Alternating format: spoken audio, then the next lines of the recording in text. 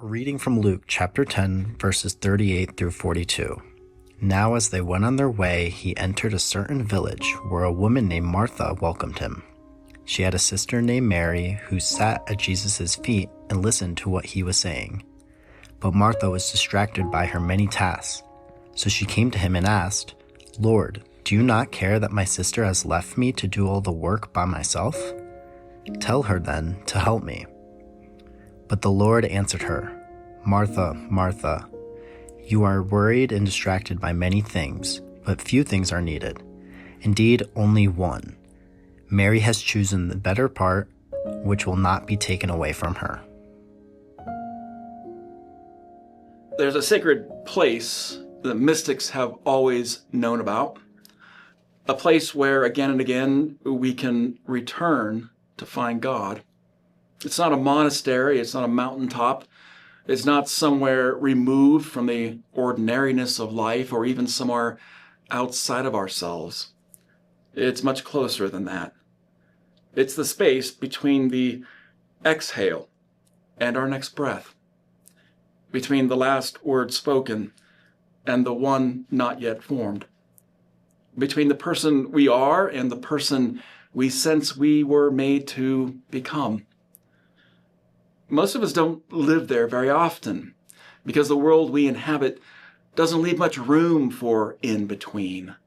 It hands us categories instead, boxes, binaries.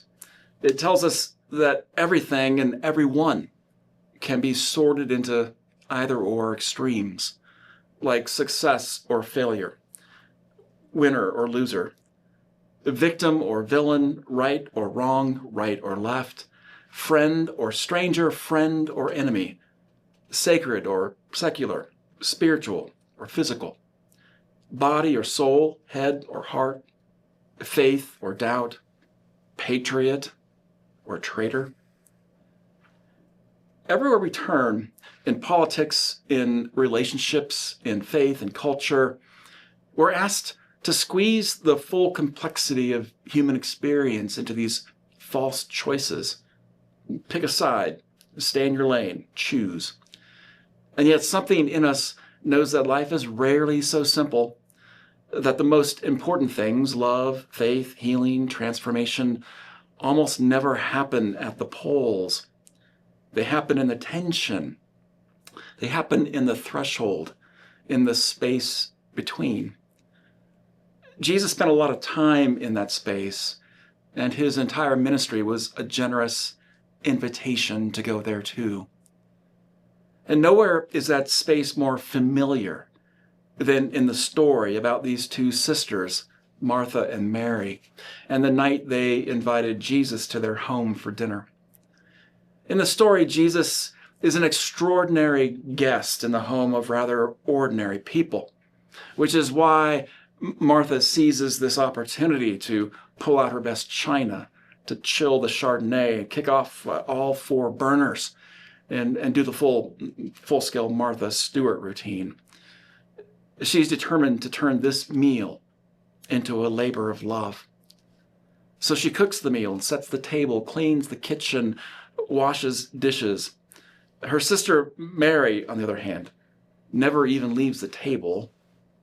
She sits at Jesus' feet all night, hanging on his every word, oblivious to Martha's apparent martyrdom in the kitchen.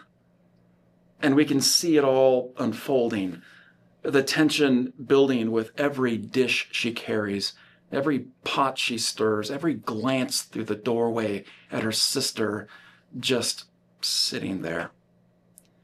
And Martha is exhausted. She feels invisible. She's doing everything for everyone, and nobody, not even Jesus, seems to notice or care. She has given this meal everything she has, and all she's getting back now is the sound of her own footsteps and the distant murmur of conversation she's too busy to join. We all know this feeling, don't we? The feeling that you're holding everything together while the world just spins on indifferent. That you're pouring yourself out and no one is bothering to refill you. That somewhere along the way, love started to feel less like a gift and more like a debt nobody intends to repay. Doesn't anybody see what's going on here? What I'm doing here? Does anybody even see and think that this matters at all? It's not hard to imagine Martha finally snapping, standing at the kitchen doorway in her apron, waving her rolling pin, saying, "Jesus, would you mind telling my sweet little sister to get off her donkey and give me a hand?" But what does Jesus say? "Martha, you're all worked up over nothing. Only one thing is essential, and Mary has chosen it." The one essential thing, have you ever found it? Maybe you remember the 1990s film City Slickers, where the unhappy Manhattan yuppie on the verge of turning 40 is roped into vacationing with his two middle-aged friends, and they pay big money to live like cowboys, helping a team of ranchers drive cattle from New Mexico to Colorado, all while trying to navigate their own midlife crisis. And along the way, they meet up with the grizzled trail boss, Curly, who teaches them not only how to be real cowboys, but how to be real humans. And in one memorable scene, Curly is riding alongside Mitch, one of the city slickers, and Mitch looks at Curly and asks if his life makes any sense to him. And Curly tells Mitch that he's just like all the other middle-aged men who come out here whose lives are all tied up in knots. And then Curly looks at Mitch and says, "You know what the secret of life is? One thing." He holds up one finger and says, "One thing, just one thing," he says. "And you stick to that, and everything else don't mean nothing," he says. And Mitch says, "Oh, that's great, but what's the one thing?" And Curly gives Mitch a long stare and says, "That's what you've got to figure out." Jesus tells Martha only one thing is essential, and Mary has chosen it. And like Mitch, we, like Martha, is probably thinking, well, that's great, but what's the one thing? It would be easy here to assume Jesus was implying that Martha's work in the kitchen wasn't important, that if only she were less busy like Mary, she'd be happier. But that binary between being and doing is a modern convention, and Jesus invites us into the tension between the two.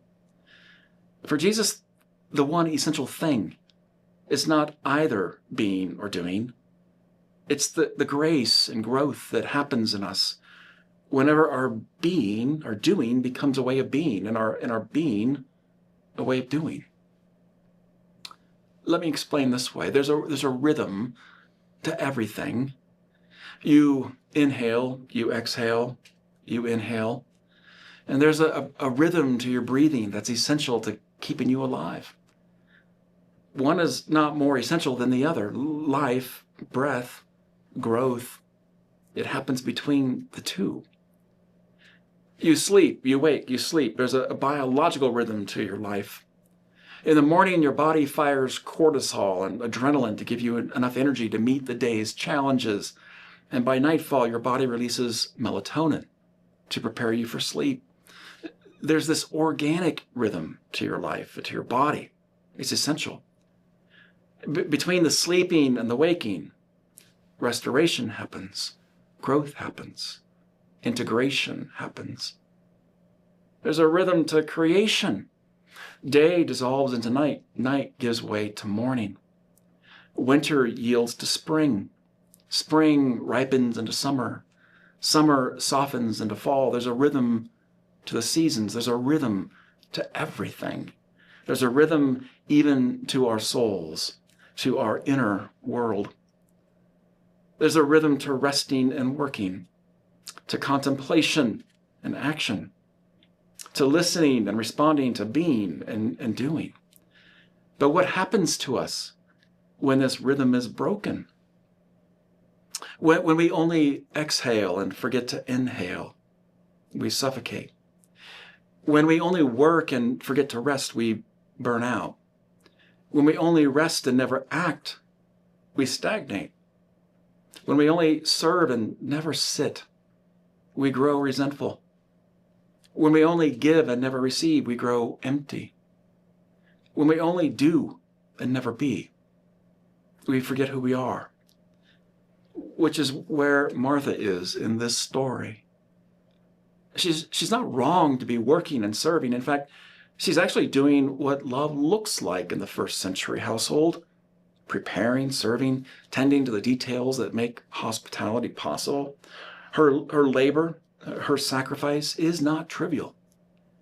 We cannot do without people like Martha attending to the work of doing.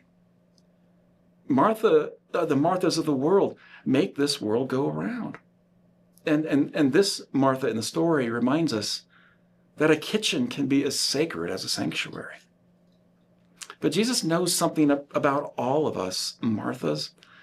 He knows that when our doing becomes detached from real presence, when our service no longer flows from love, but from our need to be needed, or from our own martyr complex, or from resentment or exhaustion, the whole rhythm collapses and our souls contract, and we cannot be present to anyone in any gracious way. Maybe what Curly and Jesus both know about the secret of life is this: we simply can't be in two places at once. Mary's attention is undivided. She's fully present in the moment. She knows how to be present to Jesus, which means she can be present to herself. Martha, on the other hand, seems torn, as if she's trying to be in two places at once and not fully present in either. Her attention is divided, and as a result, she is literally beside herself. The writer Bob Benson once wrote about his custom of never going to bed without kissing his kids, whether they were awake or asleep. And one night, he says, he bent over and kissed his son on the cheek and quickly stood up to leave the room. And he was tired and in a rush to get to bed, but his son's question stopped him cold and brought him back to his bedside. His son said, "Dad, why do you kiss me so fast?" Why do we often allow the most meaningful moments of our lives to go by so quickly? One of the myths of life and love in the modern world is that it's, as we say, it's not quantity but quality. This is just another binary that separates us from ourselves and from others. It's an excuse for not being fully present in the moment. If you really think it's not about quantity but quality, just try telling your boss that you'd like to put in fewer hours at the office for the same pay because it's not the quality of my work. It's the quality of my work and not the quantity that counts. The one essential thing Jesus is trying to teach us here is that in life and in love, quantity and quality are inseparable. We cannot make every moment a quality moment, but quality moments rarely arise without quantity. Depth requires duration. Intimacy takes time. Genuine presence can't be microwaved. Love grows not only in the extraordinary encounters and conversations, but in the very ordinary minutes that surround them. Shared meals, quiet car rides, windshield time, lingering at the table. Quality is always hidden inside the quantity we're tempted to rush past. The great pianist Arthur Schnabel once said, "It's the pauses between the notes. That's where the art resides." It's all music. The work, the rest, the quantity, the quality, it's all part of the rhythm. Are you leaving enough pauses between the notes of your life? That's hard to do when we're talking about real life, because the rhythm Jesus calls us to practice here, it doesn't usually break down in monasteries or mountain retreats. It breaks down in kitchens, in carpool lines, in staff meetings, in the ordinary chaos of family life. It breaks down when we're tired, when we're overstimulated, when we're trying to boil the spaghetti noodles for dinner and answer emails and referee the kids' arguments and keep everyone from just falling apart. I love the way the writer Kate Daniels describes a typical evening in her home when, as she says, she and her husband come home from work and the kids are supposed to be doing their homework but are mostly squabbling while she prepares dinner, and the dog overturns the kitchen trash and runs away, leaving garbagey paw prints all over the house. And at the end of the day, she says everyone's tired and overstimulated, and she knows in her heart that each is seeking love and healing and nourishment, but all too often, weariness, the frustration, irritation boil to the surface, and family conversation is bitter, sharp, rather than kind and gentle. And she says, try as I may, I have a hard time browning the ground turkey to mix with canned spaghetti sauce, all for the glory of God. But she adds, I try to find the poetry that exists there, even here. And maybe that's it. Maybe the one essential thing is not escaping the chaos, but finding the poetry, the beauty, the rhythm in the middle of it. Not choosing between being and doing, but letting our doing become attentive and our being become embodied. Not waiting for the one big spiritual moment to arrive, but discovering that the kitchen, the carpool line, the staff meeting, the spaghetti sauce, all of it can become holy ground when we're fully present. Jesus doesn't call Martha out of the kitchen. He just calls her back to herself, back to the rhythm, back to the undivided presence, back to the space between.